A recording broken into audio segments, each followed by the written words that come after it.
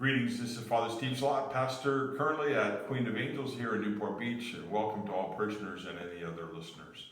Just a couple of reflections regarding our parish and activities that are coming up as we kind of wind down our second half of Lent as we move into Holy Week. First of all, continue to walk with Jesus on Wisdom Wednesdays, which is a wonderful time of reflection of individuals on their walk with Jesus in their life. We had our retired pastor, Monsignor Carey, last week, and we look forward to another great evening again this Wednesday. Just to let you know, as we come into Holy Week and we have Good Friday, Holy Thursday, Easter Sunday, we are inviting you to come in person, or if you're still uncertain about that, please know that all of it will be available online, virtually. A couple of things just to let you know, we're going to continue all of our safety COVID protocols and procedures.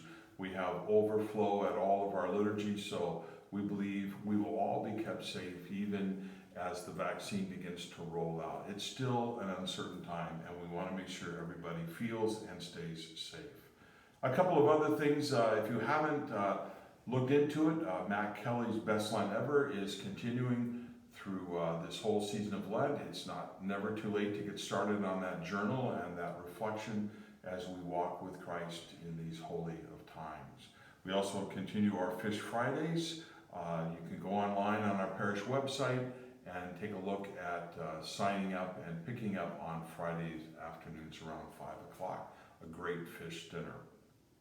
Also, we have our parishioner surveys that are still out there. You can check on our website and click onto that and fill that out. We'd be most appreciative to get your thoughts and insights into our parish community. And finally, this week we'll have a little article on the ethics and the challenges of the vaccine, especially with the Johnson & Johnson vaccine. I know many of you have heard about concerns about that from the church, and so there's a little reflection on that that's been put out by the U.S. bishops. Okay, a couple thoughts about this fifth Sunday of Lent. The book of Jeremiah, this particular section is often called the Book of Consolation, and that is a reflection that the Lord no longer needs people to learn by books, but rather to have the law of God, the law of love written on their hearts as a reflection not just for themselves, but to the whole world, for the people of Israel to really see themselves as a living example of God's grace, not just to themselves, but to the world. And finally, this passage from John, where we've jumped from the early gospel part of the Gospel of John now to Jesus has just raised Lazarus from the dead. And so he's now coming to Jerusalem, and there are some Gentiles, non-Jews that are coming to the city, probably for Passover. Maybe they were potentially becoming converts or something. But they say, "Sir, we want to see Jesus." And so the disciples go and engage Jesus, and then he goes into that whole imagery, the metaphor of unless one dies to oneself, one cannot have new life. And that whole beautiful metaphor of the seed that falls to the ground and then comes to new life. It's interesting for me as I think about that reading, what would new life look like in me in this Lenten season? So I think it would be realizing that my behavior reflects God's behavior, and how significant that is for any Christian. It's not really about getting to heaven, it's about experiencing eternal life now. If I truly believe that God's grace works in me, that I've been set free from all those human limitations that constantly hold me back and maybe cause fear or hesitation.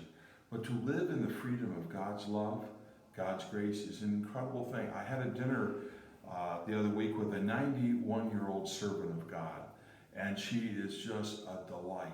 Somebody who's given her life away for the sake of the gospel, and that even at 91, with all the physical limitations that she has, she is still a tremendous woman of grace, because she's looked at her life, she's looked at the world around her, I think really with the eyes of Jesus. And so her attention has not always just been on her family, but the larger sense of family. For the migrant, the unnoticed, the undocumented, the sick, the homeless, her life has been given to that. And so she sees the world as God sees the world and notices that which is so often unnoticed. She is truly a servant of God who died to maybe her own selfish realities and opened herself to God's grace. And it's made all the difference in her life, in her family's life, and in my life. So I'm thankful that be a good servant of grace this week. I'll try to do the same.